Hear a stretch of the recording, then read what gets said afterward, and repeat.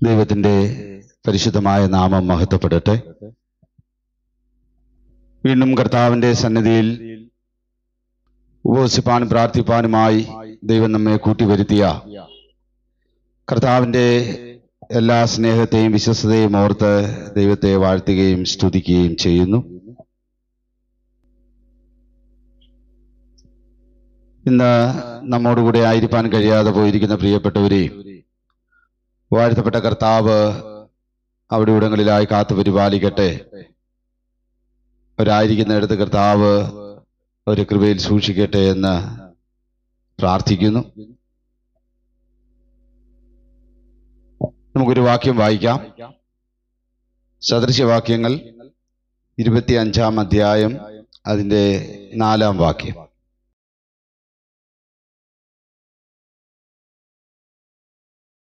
വെള്ളിയിൽ നിന്ന് കീടം നീക്കിക്കളഞ്ഞാൽ തട്ടാനൊരു ഉരുപ്പടി കിട്ടും.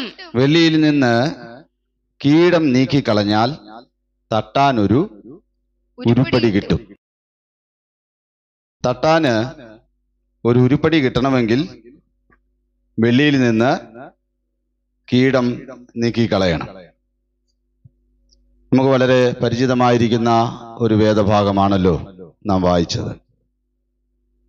വെള്ളിയിൽ നിന്ന് കീടം നീക്കിക്കളഞ്ഞാൽ തട്ടാന് ഒരു ഉരുപ്പടി കിട്ടും. അപ്പൊ തട്ടാന് ഒരു ഉരുപ്പടി കിട്ടണമെങ്കിൽ വെള്ളിയിൽ നിന്ന് കീടം നീക്കി കിട്ടണം, അല്ലെങ്കിൽ കീടം നീക്കി കളയണം. ഈ വാക്യത്തില് 3 വസ്തുക്കളെ നമുക്ക് കാണാം. അതിലൊന്ന് വെള്ളിയാണ്. 2 വെള്ളിയിൽ ഇഴുകി ചേർന്നിരിക്കുന്ന കീടം.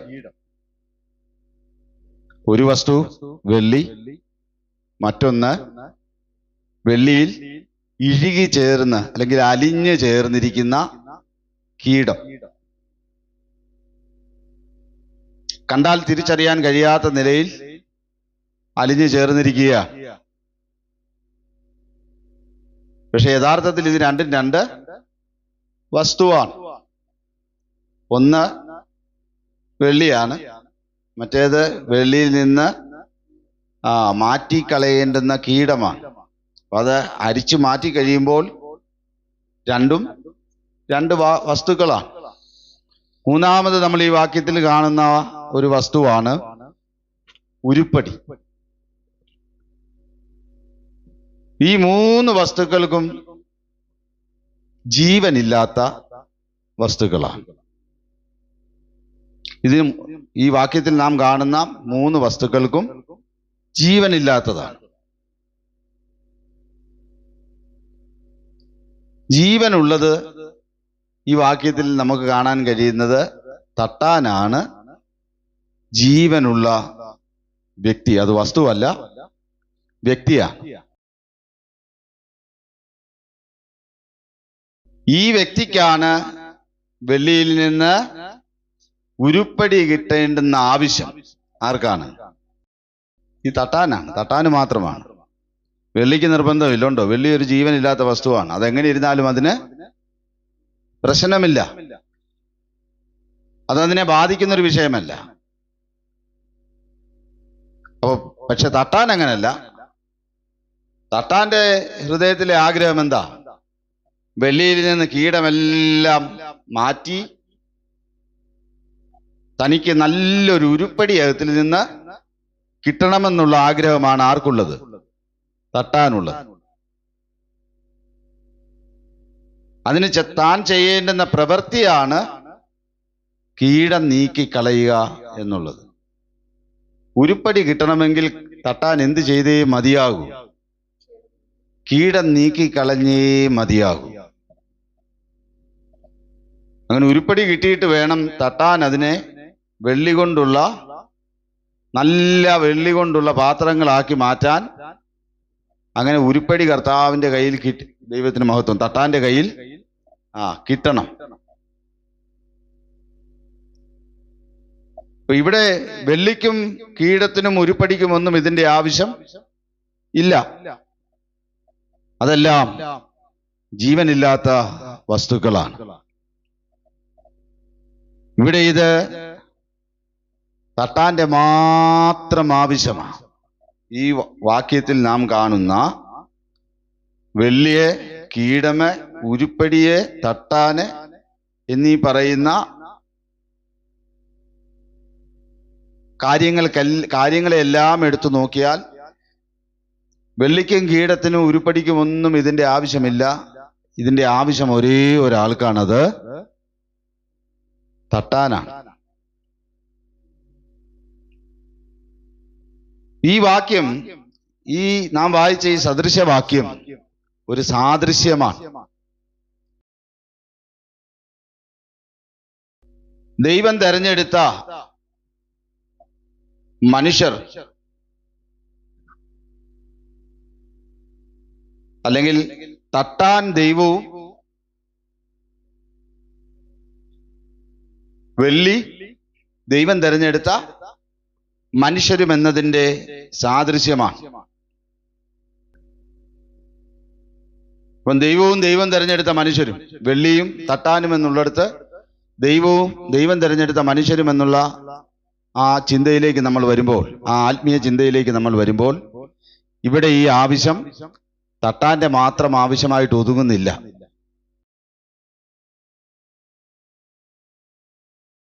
ദൈവവും തെരഞ്ഞെടുത്ത മനുഷ്യരും, തട്ടാൻ ദൈവവും മനുഷ്യർ വെള്ളിയുമാണെങ്കിൽ അവിടെ രണ്ടു വസ്തുവിനും എന്തുണ്ട്? ജീവനുണ്ട്. അതുകൊണ്ട് രണ്ട് വസ്തുവിനും രണ്ട് വസ്തു എന്നുള്ള നിലയിൽ നിന്ന് രണ്ട് വ്യക്തികൾ ആയി മാറി, ഇല്ലേ? ദൈവം നേരത്തെ തന്നെ വ്യക്തിയാ. വെള്ളി എന്നുള്ള വസ്തു ജീവനുള്ള വ്യക്തിയായി മാറിയപ്പോൾ ഇത് രണ്ടു കൂട്ടർക്കും ആവശ്യമാണ്.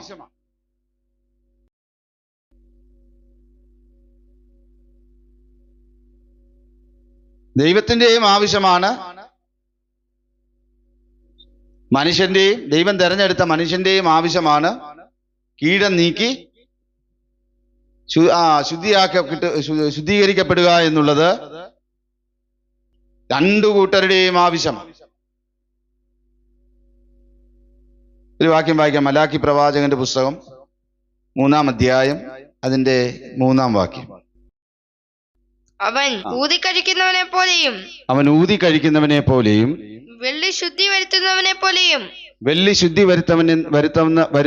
പോലെയും ഇരുന്നു കൊണ്ട് ലേവി പുത്രന്മാരെ ശുദ്ധീകരിച്ച് പൊന്നുപോലെയും വെള്ളി പോലെയും നിർമ്മലീകരിക്കും. അവൻ ഊതിക്കഴിക്കുന്നവനെ പോലെയും വെള്ളി ശുദ്ധി വരുത്തുന്നവനെ പോലെയും ഇരുന്നു കൊണ്ട് ലേവി പുത്രന്മാരെ ശുദ്ധീകരിച്ച് പൊന്നുപോലെയും വെള്ളി പോലെയും നിർമ്മലീകരിക്കും. ദൈവത്തിന് മഹത്വം. അപ്പൊ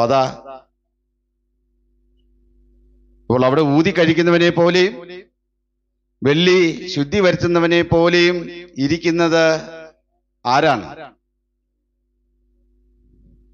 വാഴ്ത്തപ്പെട്ട കർത്താവാണ്. അതിന്റെ 1-ാം വാക്യം ഒന്ന് വായിച്ച്. മലാക്കി പ്രവാചകന്റെ പുസ്തകം 3-ാം അധ്യായം അതിന്റെ 1-ാം വാക്യം. എനിക്ക് മുമ്പായി വഴി നിறுത്തേണ്ടതിന് ഞാൻ എന്റെ ദൂതനെ അയക്കുന്നു. നിങ്ങൾ അന്വേഷിക്കുന്ന കർത്താവും നിങ്ങൾ ഇഷ്ടപ്പെടുന്ന നിയമദൂതനുമായവൻ പെട്ടെന്ന് തന്റെ മന്ദിരത്തിലേക്ക് വരും. നിങ്ങൾ അന്വേഷിക്കുന്ന കർത്താവും നിങ്ങൾ ഇഷ്ടപ്പെടുന്ന നിയമദൂതനുമായവൻ പെട്ടെന്ന് തന്റെ മന്ദിരത്തിലേക്ക് വരും. ഈ കർത്താവാണ്, പെട്ടെന്ന് തന്റെ മന്ദിരത്തിലേക്ക് വരുന്ന വാഴ്ത്തപ്പെട്ട കർത്താവാണ് ഊതിക്കഴിക്കുന്നവനെ പോലെയും വെള്ളി ശുദ്ധി വരുത്തുന്നവനെ പോലെയും ഇരിക്കുന്നത്.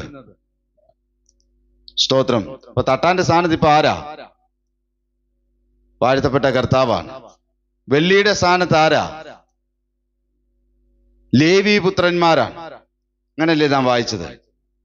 അവൻ ഊതിക്കഴിക്കുന്നവനെ പോലെയും വെള്ളി ശുദ്ധി വരുത്തുന്നവനെ പോലെയും ഇരുന്നു കൊണ്ട് ലേവി പുത്രന്മാരെ ശുദ്ധീകരിച്ച് പൊന്നുപോലെയും വെള്ളി പോലെയും നിർമ്മലീകരിക്കും. അപ്പൊ ആരെയാണ്? ലേവി പുത്രന്മാരെ ശുദ്ധീകരിച്ച് പൊന്നുപോലെയും വെള്ളി പോലെയും നിർമ്മലീകരിക്കും.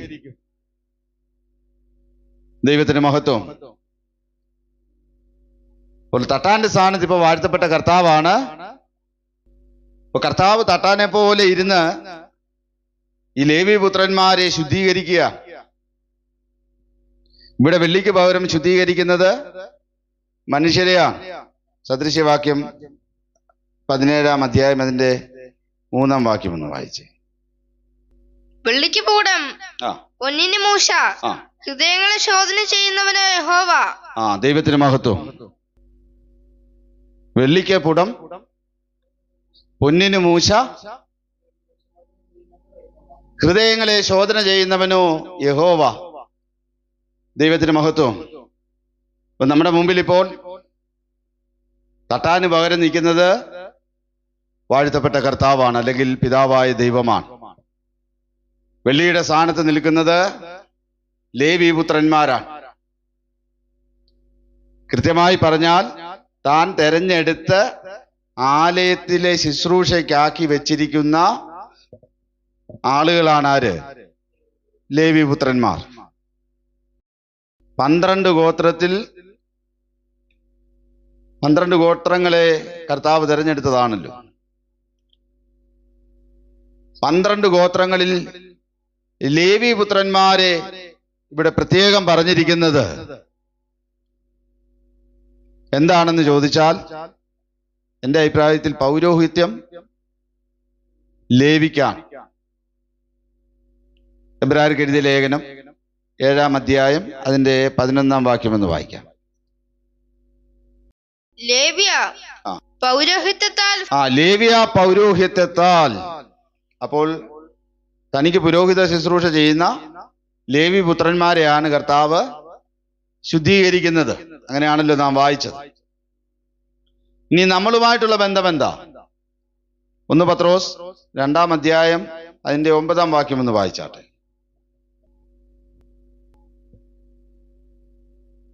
നിങ്ങളോ അന്ധകാരത്തിൽ നിന്ന് തന്റെ അത്ഭുത പ്രകാശത്തിലേക്ക്.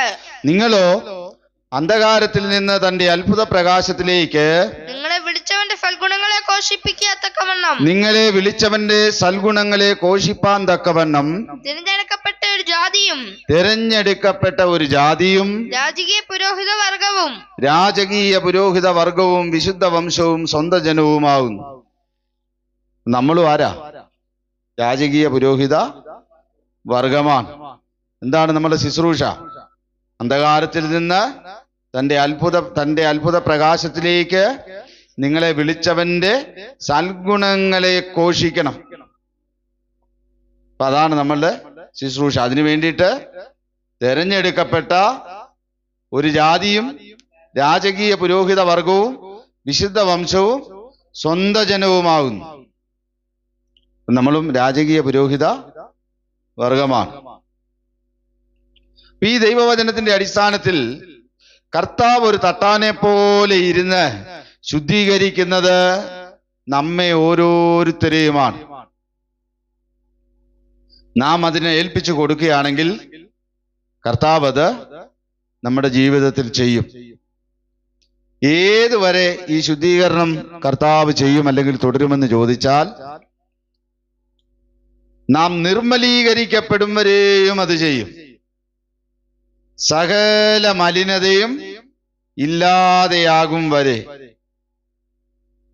മലാക്കി പ്രവാചകന്റെ പുസ്തകം 3-ാം അധ്യായം 3-ാം വാക്യത്തിന്റെ അവസാന ഭാഗം ഒന്ന് വായിച്ച്. ലേവി പുത്രന്മാരെ ശുദ്ധീകരിച്ച് പൊന്നുപോലെയും വെള്ളി പോലെയും നിർമ്മലീകരിക്കും. അപ്പൊ ലേവി പുത്രന്മാരെ ശുദ്ധീകരിച്ചാൽ, ശുദ്ധീകരണം അവരിൽ തുടങ്ങിയാൽ അത് അവസാനിക്കുന്നത് എവിടെയാണെന്ന് ചോദിച്ചാൽ അവരുടെ നിർമ്മലീകരണത്തിലാണ്. എന്ന് വെച്ചാൽ സകല മലിനതയും അവരുടെ ജീവിതത്തിൽ നീങ്ങും വരെ കർത്താവ് നാം ഏൽപ്പിച്ചു കൊടുക്കുന്നുണ്ടെങ്കിൽ നമ്മെ ശുദ്ധീകരിക്കും. ദൈവത്തിന്റെ മഹത്വം. ഇപ്പൊ നിർമ്മലമെന്ന് പറഞ്ഞാൽ ഒരു വാക്യം നമുക്ക് അതുമായി ബന്ധപ്പെട്ട് വായിക്കാം. സങ്കീർത്തനങ്ങളുടെ പുസ്തകം 12-ാം അധ്യായം അതിന്റെ 6-ാം വാക്യം.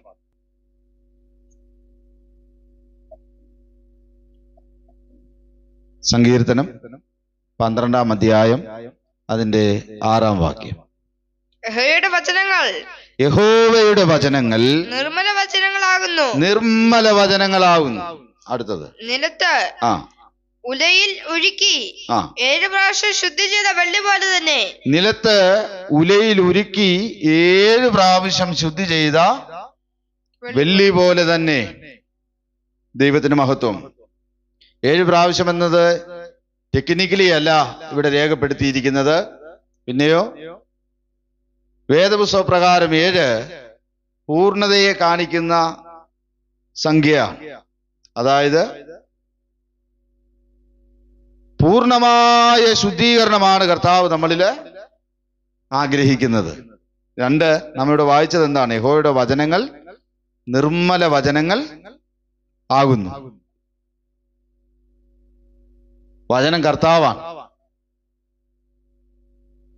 അപ്പൊ വാഴ്ത്തപ്പെട്ട കർത്താവിലുള്ള ആ നിർമ്മലത പോലെയുള്ള നിർമ്മലതയിലേക്ക് പിതാവ് നമ്മളെ അല്ലെങ്കിൽ വാഴ്ത്തപ്പെട്ട കർത്താവ് നമ്മളെ ശുദ്ധീകരിച്ച് നടത്തും. ആരെനിക്ക് പാപത്തെക്കുറിച്ച് ബോധം വരുത്തുമെന്ന് ചോദിച്ച കർത്താവിനെ പോലെ നിർമ്മലരാക്കി നമ്മെ തീർക്കും കർത്താവ്. അതാണ് ഈ ശുദ്ധീകരണത്തിന്റെ ലക്ഷ്യം. ഒരു കഥയാണ്, പക്ഷെ അതിനകത്തൊരു ആത്മീയ അർത്ഥമുണ്ട്. ഒരിക്കലും ഒരാള് വെള്ളി ശുദ്ധീകരിക്കുന്നത് കാണാനായിട്ട് തട്ടാന്റെ അടുത്ത് ചെന്നു. തട്ടാൻ വെള്ളിയെ തീച്ചൂളയിൽ വെച്ച് ഉരുക്കുന്നത് അദ്ദേഹം ഇങ്ങനെ നോക്കി നിന്നു. അപ്പൊ അത് കണ്ടുകൊണ്ട് നിൽക്കുമ്പോ അദ്ദേഹം ചോദിച്ചു, നിങ്ങൾ ഈ വെള്ളിയെ തീയിൽ തന്നെ വെച്ചിരിക്കുന്നല്ലോ, എപ്പോഴാണിത് ശുദ്ധിയായെന്ന് നിങ്ങൾ മനസ്സിലാക്കുന്നത്? തട്ടാൻ ഇങ്ങനെ ഈ തിളച്ചു മറിയുന്ന വെള്ളിയിലേക്ക് തന്നെ നോക്കിയിരിക്കുക. എൻ്റെ ഈ കീടമൊക്കെ വെട്ടി മാറ്റിക്കൊണ്ട് ഇങ്ങനെ അതിലേക്ക് തന്നെ നോക്കിയിരിക്കുക. അടിയിൽ വലിയ തീ കത്തുകയാണ്. അപ്പോ ആ തീച്ചൂള ഇങ്ങനെ കത്തുകയും വെള്ളി ഇങ്ങനെ ഉരുകി തിളച്ചു മറിയുകയൊക്കെ ചെയ്യുന്നത് കണ്ട് നിൽക്കുന്ന ഇദ്ദേഹം ചോദിച്ചു, ഇതിങ്ങനെ ഈ തീയിൽ തന്നെ ഇതിങ്ങനെ ഇരിക്കുന്നു, നിങ്ങൾ ഇതിനെ നോക്കി നിൽക്കുന്നു, പക്ഷെ ഇതെപ്പോൾ ശുദ്ധിയായെന്ന് നിങ്ങൾ എങ്ങനെ മനസ്സിലാക്കും എന്ന് ചോദിച്ചു. അപ്പൊ തട്ടാൻ പറഞ്ഞു, ഇതിന്റെ ഉപരിതലത്തിൽ, വെള്ളിയല്ലേ അതിങ്ങനെ നമ്മുടെ മുഖത്തെയൊക്കെ പ്രതിബിംബിപ്പിക്കുന്നതാണ്. ഇതിന്റെ ഉപരിതലത്തിൽ എൻ്റെ മുഖം എപ്പോൾ വ്യക്തമായി കാണുമോ അപ്പോൾ ഈ വെള്ളി പൂർണ്ണമായി ശുദ്ധീകരിക്കപ്പെട്ടു എന്ന് എനിക്ക് മനസ്സിലാകും. തട്ടാൻ ഇങ്ങനെ വെള്ളിയിലേക്ക് നോക്കി നിൽക്കുക. വെള്ളിയിൽ എപ്പോൾ തൻ്റെ മുഖം നന്നായി തെളിഞ്ഞു കാണുന്നുവോ അപ്പോൾ ഈ വെള്ളി പൂർണ്ണമായി ശുദ്ധീകരിക്കപ്പെട്ടു എന്ന് തനിക്ക് മനസ്സിലാകും. ഒരു കഥയാണ്, എങ്കിലും നമ്മുടെ സന്ദർഭവുമായിട്ട് ചേർന്ന് വരുന്നതാണ്. ദൈവത്തിന് മഹത്വം. തിരുവെഴുത്തിലൊരു വാക്യം ഇപ്രകാരം പറയുന്നുണ്ട്, മൂടുപടം നീങ്ങിയ മുഖത്ത് കർത്താവിന്റെ തേജസ്സിനെ കണ്ണാടി പോലെ പ്രതിബിംബിക്കുന്നവരായി നാം എല്ലാവരും ആത്മാവാകുന്ന കർത്താവിന്റെ ദാനമായി തേജസ്സിന്മേൽ തേജസ് പ്രാപിച്ച് അതേ പ്രതിമയായി രൂപാന്തരപ്പെടുന്നു. വാക്യം ഒന്ന് വായിക്കാമോ?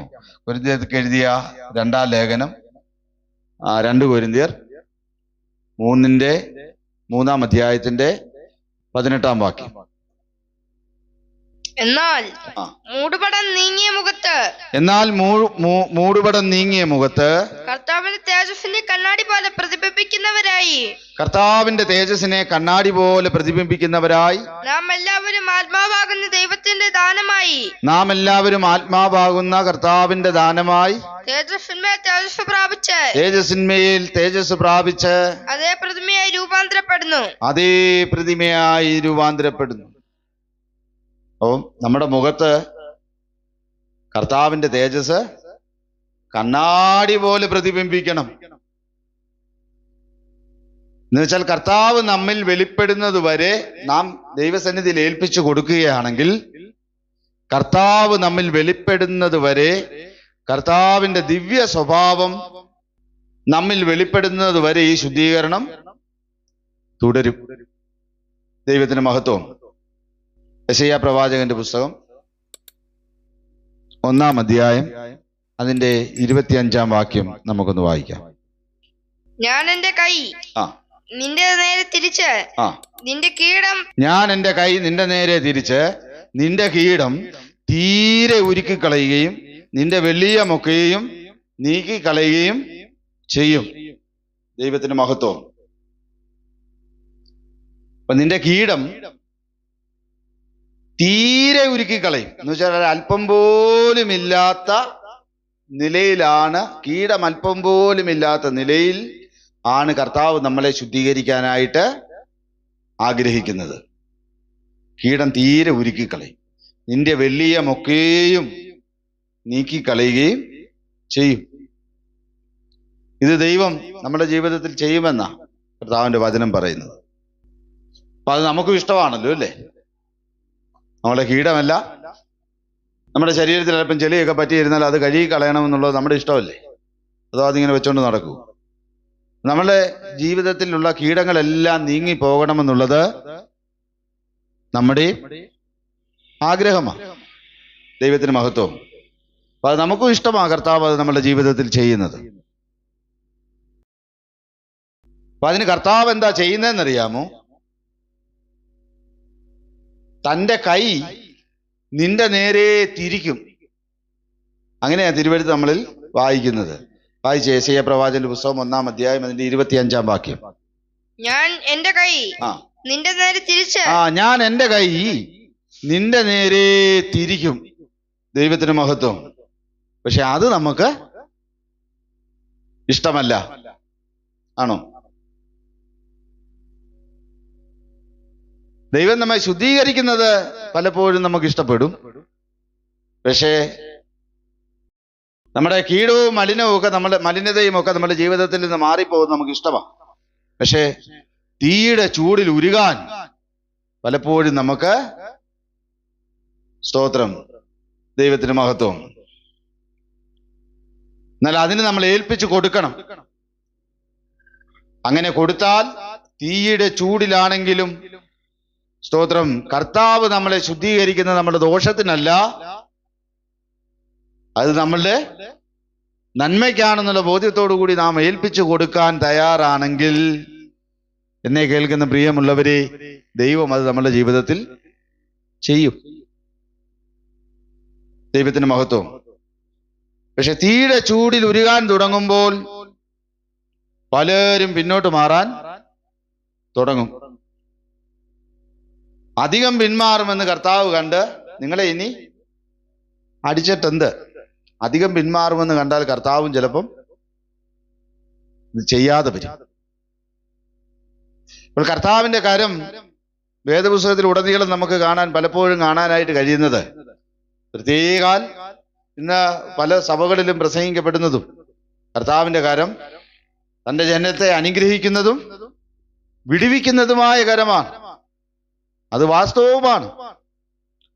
നീട്ടിയ ഭുജം കൊണ്ടാണ് ആരെ വിടുവിച്ചത്? ഇസ്രായേൽ മക്കളെ. സ്തോത്രം. തന്റെ കരബലം കൊണ്ട് കർത്താവ് ജനത്തെ വിടുവിക്കുകയും ജനത്തെ താങ്ങുകയും വഴി നടത്തുകയും ഒക്കെ ചെയ്യുന്നതാണ്. പക്ഷെ ആ കരം നമ്മളെ നേരെ തിരിക്കുന്നു എന്ന യാഥാർത്ഥ്യത്തെ അംഗീകരിക്കാൻ പലർക്കും കഴിയുന്നില്ല. ദൈവത്തിന് മഹത്വം. പക്ഷെ വചനം അങ്ങനെയാണ് നമ്മളോട് പറയുന്നത്. എൻ്റെ കരം ഞാൻ നിന്റെ നേരെ തിരിക്കും. അപ്പൊ ആ യാഥാർത്ഥ്യത്തെ പലർക്കും അംഗീകരിക്കാൻ കഴിയുന്നില്ലെങ്കിലും സത്യം അതാണ്. മാത്രമല്ല, നാം അതിനെ ഏൽപ്പിച്ചു കൊടുക്കുകയും വേണം. ഇങ്ങനെ കർത്താവ് നമ്മുടെ ജീവിതത്തിൽ ഇടപെടാൻ അനുവദിച്ച ഒരു വ്യക്തിയും അതിനെ അംഗീകരിക്കാത്ത വ്യക്തിയെയും നമുക്ക് വേദപുസ്തകത്തിൽ കാണാം. വിവിധ ഉദാഹരണങ്ങളുണ്ട്. എങ്കിലും ഒരു ഉദാഹരണം എന്നുള്ള നിലയിൽ നമുക്ക് ഇയ്യോബിന്റെ പുസ്തകം 2-ാം അധ്യായം അതിന്റെ 9-10 വാക്യങ്ങൾ നമുക്കൊന്ന് വായിക്കാം. യോബിന്റെ പുസ്തകം 2-ാം അധ്യായം അതിന്റെ 9-10 വാക്യങ്ങൾ. നീ ഇനിയും ആ നിന്റെ ഭക്തി മുറുകെ പിടിച്ചുകൊണ്ടിരിക്കുന്നുവോ? നീ ഇനിയും നിന്റെ ഭക്തി മുറുകെ പിടിച്ചുകൊണ്ടിരിക്കുന്നുവോ? ആര് പറയുന്നതാ? യോബിന്റെ ഭാര്യ യോബിനോട് പറയുകയാണ്. അടുത്ത വാക്യം. ദൈവത്തെ ത്യജിച്ചു പറഞ്ഞ് മരിച്ചു കളക എന്ന് പറഞ്ഞു.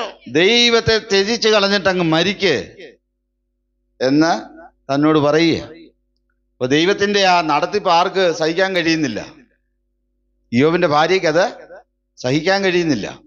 അടുത്ത വാക്യം യോബ് പറയുന്നത്, ഒരു പൊട്ടി സംസാരിക്കുന്നത് പോലെ ആ നീ സംസാരിക്കുന്നു. ആ നീ ദൈവത്തിന്റെ കയ്യിൽ നിന്ന് നന്മ കൈക്കൊള്ളുന്നു. നീ ദൈവത്തിന്റെ കയ്യിൽ നിന്ന് നന്മ കൈക്കൊള്ളുന്നു.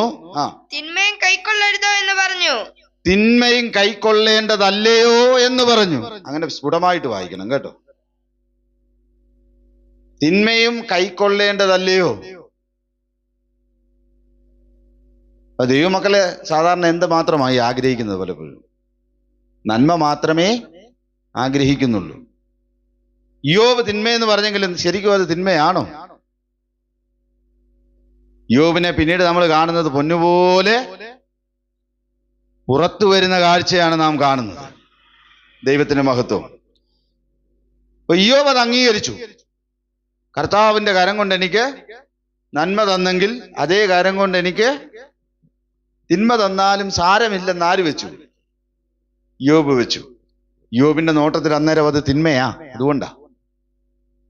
പക്ഷെ പിന്നത്തേതിൽ അത് തിന്മയല്ലെന്നുള്ളത് വെളിവാകുന്നുണ്ടല്ലോ. ദൈവത്തിന് മഹത്വം. യോബിൽ ഒരൊറ്റ കീടം മാത്രമേ ഉണ്ടായിരുന്നുള്ളൂ. ഒരുപാട് കീടങ്ങളുള്ള മലിനതകളുള്ള ഒരു മനുഷ്യനല്ല യോബ്. ഭക്തനായ മനുഷ്യനാണ്. പക്ഷെ യോബിൽ ഒരു കീടം ഉണ്ട്. ദൈവത്തിന് മഹത്വം. അത് വെളിപ്പെടണം. വെളിപ്പെട്ടെങ്കിലേ അതിൽ അനുദപിക്കാനും അത് മാറ്റുവാനും ആർക്ക് കഴിയത്തുള്ളായിരുന്നു? യോബിന് കഴിയത്തുള്ളായിരുന്നു. യോബ് അറിയുന്നില്ല തന്റെ ഉള്ളിലെ കീടം എന്താണെന്ന്, തന്റെ ഉള്ളിലെ മലിനത എന്താണെന്ന് യോബ് അറിയുന്നില്ല. അങ്ങനെ അറിയാത്തിടത്തോളം കാലം യോബിനത് തന്റെ ജീവിതത്തിൽ നിന്ന് മാറ്റിക്കളയാൻ കഴിയത്തില്ല. ദൈവത്തിന് മഹത്വം. അതിന്റെ 32-ാം അധ്യായം അതിന്റെ 2-ാം വാക്യം എന്ന് വായി.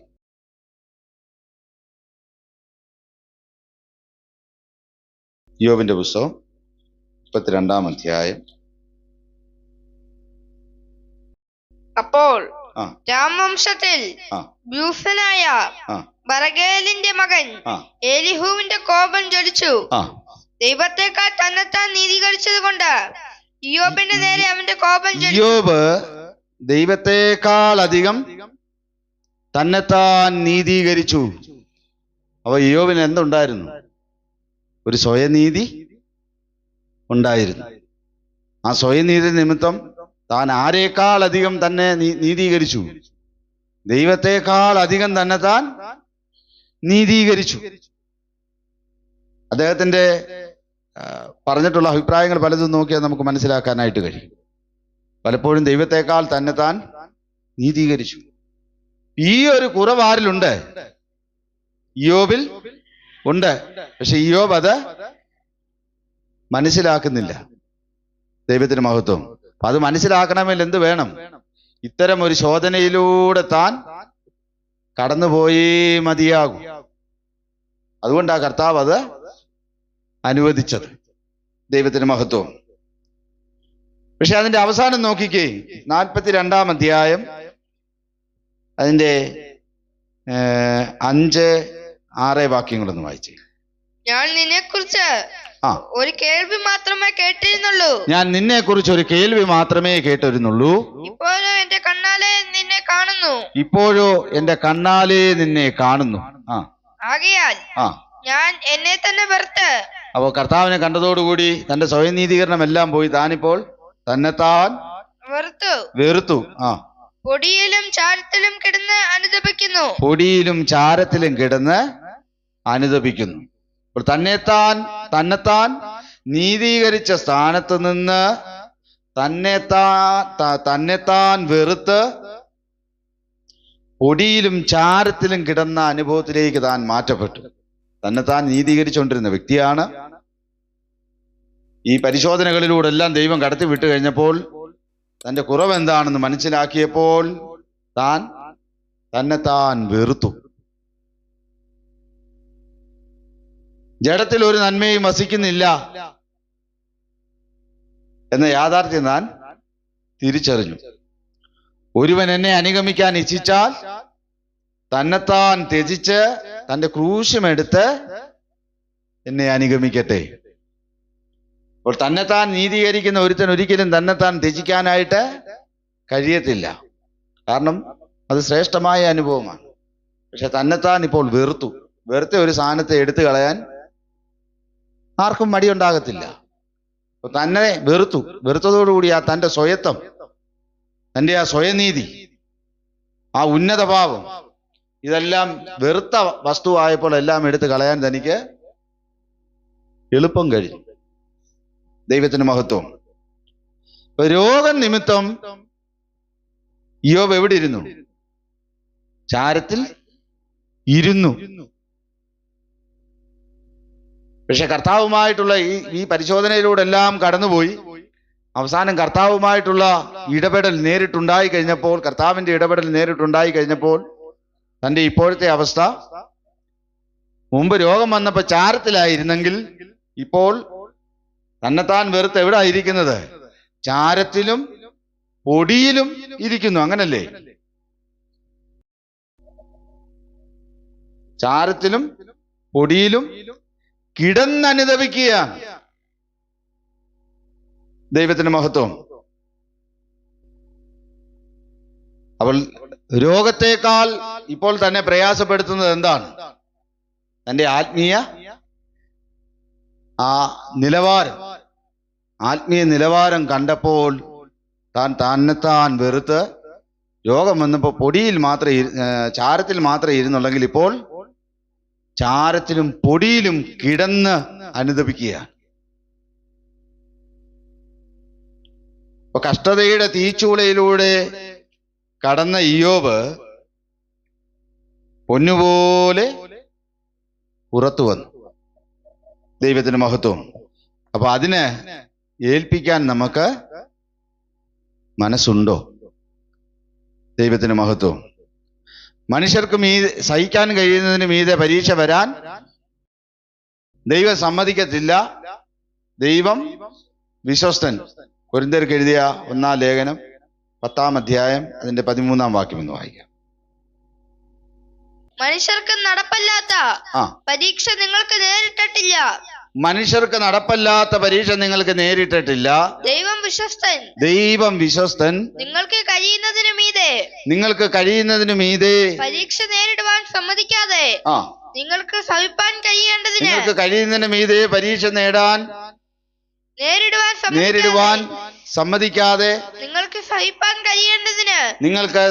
കഴിയേണ്ടതിന് പരീക്ഷയോടുകൂടെ അവൻ പോക്കുവഴിയും ഉണ്ടാക്കും. ദൈവത്തിന് മഹത്വം. അപ്പോൾ മനുഷ്യർക്ക് സഹിപ്പാൻ കഴിയുന്നതിന് മീതെ പരീക്ഷ വരാൻ ദൈവം സമ്മതിക്കത്തില്ല. ദൈവം വിശ്വസ്തൻ. വെള്ളിയെ തട്ടാൻ ശുദ്ധീകരിക്കുന്നത് തീയിലൂടെയെങ്കിൽ ദൈവം തൻ്റെ ജനത്തെ ശുദ്ധീകരിക്കുന്നത് കഷ്ടതയാകുന്ന തീച്ചൂളയിലൂടെയാണ്.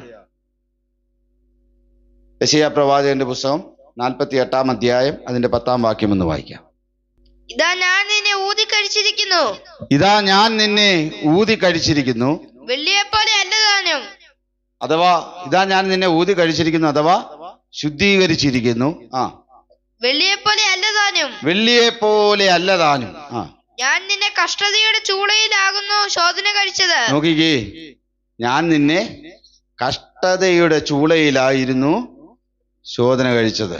അടുത്ത വാക്യത്തിന്റെ പ്രാരംഭ ഭാവം മാത്രം ഒന്ന് വായിച്ചാട്ടെ. എന്റെ നിമിത്തം തന്നെ ഞാനത് ചെയ്യും. ദൈവത്തിന് മഹത്വം. അപ്പൊ ഇത് കർത്താവ് ചെയ്യും, ഇല്ലേ? ദൈവം ഇത് ചെയ്യും. ദൈവത്തിന് മഹത്വം. എങ്ങനെയാ? ഇതാ ഞാൻ നിന്നെ ഊതി കഴിച്ചിരിക്കുന്നു, പക്ഷെ വെള്ളിയെ പോലെ അല്ല. ദൈവത്തിന് മഹത്വം. ഞാൻ നിന്നെ കഷ്ടതയുടെ ചൂളയിലാകുന്നു. അപ്പൊ വെള്ളിയെ ഊതി കഴിക്കുമ്പോൾ എവിടാ വെച്ചിരുന്നത്? തീയിലാണ് വെച്ചിരുന്നതെങ്കിൽ ദൈവത്തിന്റെ ജനത്തോട് കർത്താവ് പറയുകയാണ്, ഞാൻ നിന്നെ ശുദ്ധീകരിച്ചിരിക്കുന്നു. പക്ഷേ അത് വെള്ളിയെ പോലെ അല്ല. പിന്നെയോ കഷ്ടതയുടെ ചൂളയിലാകുന്നു ഞാൻ നിന്നെ ശോധന കഴിച്ചത്. എന്റെ നിമിത്തം ഞാനത് ചെയ്യും. അപ്പൊ കഷ്ടതയുടെ തീച്ചൂളയിലൂടെ ദൈവം നമ്മുടെ കീടങ്ങളെയെല്ലാം മാറ്റി പൊന്നുപോലെ പുറത്തെടുക്കും, നമ്മെ ശുദ്ധീകരിക്കും. അപ്പോൾ ആർക്കും വരാത്ത കഷ്ടതയിലൂടെ നാം കടന്നു പോകുമ്പോൾ ആരും നേടിയിട്ടില്ലാത്ത തിളക്കം നിനക്ക് വരുത്താൻ ദൈവം ആഗ്രഹിക്കുന്നു, അല്ലെ നമുക്ക് വരുത്താൻ ദൈവം ആഗ്രഹിക്കുന്നു എന്ന് നാം മനസ്സിലാക്കണം. ദൈവത്തിന് മഹത്വം. ക്ഷയം, മാലിന്യം, വാട്ടം എന്നിവയില്ലാത്ത അവകാശത്തിനായി തന്നെ ദൈവം നമ്മെ വീണ്ടും ജനിപ്പിച്ചിരിക്കുന്നു. അതിൽ നിങ്ങൾ ഇപ്പോൾ അല്പനേരത്തേക്ക് നാനാ പരീക്ഷകളാൽ ദുഃഖിക്കേണ്ടി വന്നാലും ആനന്ദിക്കുന്നു. അതെന്താ? അഴിഞ്ഞു പോകാത്തതും അഴിഞ്ഞു പോകുന്നതും തീയിൽ ശോധന കഴിക്കുന്നതുമായ പൊന്നിനേക്കാൾ നിങ്ങളുടെ വിശ്വാസത്തിന്റെ പരിശോധന വിലയേറിയതെന്ന് യേശുക്രിസ്തുവിന്റെ പ്രത്യക്ഷതയിൽ പുകഴ്ചയ്ക്കും തേജസ്സിനും മാനത്തിനുമായി കാൺമാൻ അങ്ങനെ ഇടവരും. ദൈവത്തിന് മഹത്വം. ഇപ്പോൾ അല്പനേരത്തേക്ക് നാനാ പരീക്ഷകളാൽ ദുഃഖിച്ചിരിക്കുകയാണ്. പക്ഷേ അങ്ങനെ ദുഃഖിച്ചിരിക്കേണ്ടി വരുന്നവരുടെ ഉള്ളിൽ ഒരു ആനന്ദമുണ്ട്. എന്താ ആനന്ദത്തിന്റെ കാരണം?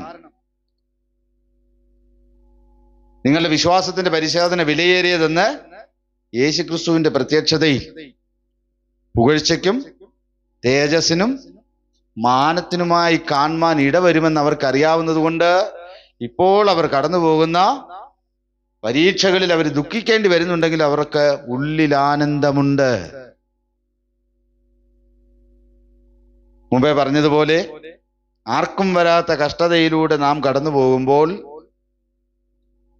ആരും നേടിയിട്ടില്ലാത്ത ഒരു തിളക്കം നമുക്ക് വരുത്താൻ യേശുക്രിസ്തുവിന്റെ പ്രത്യക്ഷതയിൽ വരുത്താൻ ദൈവം ആഗ്രഹിക്കുന്നു. അങ്ങനല്ലേ വായിച്ചത്? യേശുക്രിസ്തുവിന്റെ പ്രത്യക്ഷതയിൽ പുകഴ്ചയ്ക്കും തേജസ്സിനും മാനത്തിനുമായി കാൺമാൻ അങ്ങനെ ഇടവരും. ദൈവത്തിന് മഹത്വം. 1 പത്രോസ് 1:5 വായിച്ചാട്ടെ. ക്ഷയം, മാലിന്യം, വാട്ടം എന്നിവ ഇല്ലാത്തതുമായ അവകാശത്തിനായി തന്നെ വീണ്ടും ജനിപ്പിച്ചിരിക്കുന്നു. അതിൽ നിങ്ങൾ ഇപ്പോൾ അല്പനേരത്തേക്ക് നാനാ പരീക്ഷകളാൽ ദുഃഖിച്ചിരിക്കേണ്ടി വന്നാലും അതിൽ നിങ്ങൾ ഇപ്പോൾ അല്പനേരത്തേക്ക് നാനാ പരീക്ഷകളാൽ ദുഃഖിച്ചിരിക്കേണ്ടി വന്നാലും ആനന്ദിക്കുന്നു. അഴിഞ്ഞു പോകുന്നതും തീയിൽ ശോധന കഴിക്കുന്നതുമായ പൊന്നിനേക്കാൾ നിങ്ങളുടെ വിശ്വാസത്തിന്റെ പരിശോധന വിലയേറിയതെന്ന് യേശുക്രിസ്തുവിന്റെ പ്രത്യക്ഷതയിൽ മനസ്സിലാകും. എങ്ങനെ മനസ്സിലാകും? പുകഴ്ചയ്ക്കും തേജസ്സിനും മാനത്തിനുമായി കാൺമാൻ അങ്ങനെ ഇടവരും. അപ്പോൾ അധികം കഷ്ടത ദൈവം നമ്മുടെ ജീവിതത്തിൽ അനുവദിച്ചെങ്കിൽ അധികം തേജസ്സും മാനവും പുകഴ്ചയും കർത്താവിന്റെ പ്രത്യക്ഷതയിൽ ലഭിക്കും. ദൈവത്തിന് മഹത്വം. പക്ഷെ എന്തിനു വേണ്ടി ഏൽപ്പിച്ചു കൊടുക്കണം? കർത്താവ് നമ്മളെ ശുദ്ധീകരിക്കാൻ നാം ഏൽപ്പിച്ച് കൊടുക്കണം. ഏതുവരെ ശുദ്ധീകരിക്കാൻ ഏൽപ്പിക്കണം? യോബിനെ പോലെ ഒരു കീടം പോലും അവശേഷിക്കാതെ കർത്താവിനെ പോലെ നിർമ്മലരായി തീരുന്നത് വരെ ശുദ്ധീകരിക്കുവാൻ വേണ്ടി നാം നമ്മുടെ ജീവിതത്തെ കർത്താവിന്റെ കരങ്ങളിൽ ഏൽപ്പിച്ചു കൊടുക്കണം. ദൈവത്തിന് മഹത്വം. അങ്ങനെ വന്നാൽ കർത്താവ് അത് ചെയ്യും. എൻ്റെ നിമിത്തം ഞാനത് ചെയ്യും. ദൈവത്തിന് മഹത്വം. ഇതിന്റെ ബാക്കി ഭാഗം ദൈവം അനുവദിച്ചാൽ നാളത്തെ ആരാധനാ കൂടിയോരവിൽ ചിന്തിപ്പാൻ കർത്താവിൽ ശരണപ്പെടുന്നു. ദൈവം നമ്മെ ഈ വചനങ്ങളാൽ ധാരാളം അനുഗ്രഹിക്കട്ടെ എന്ന് പ്രാർത്ഥിച്ചുകൊണ്ട് ദൈവസന്നിധിയിൽ താണിരിക്കുന്നു. ദൈവത്തിന് മഹത്വം. ആമേൻ.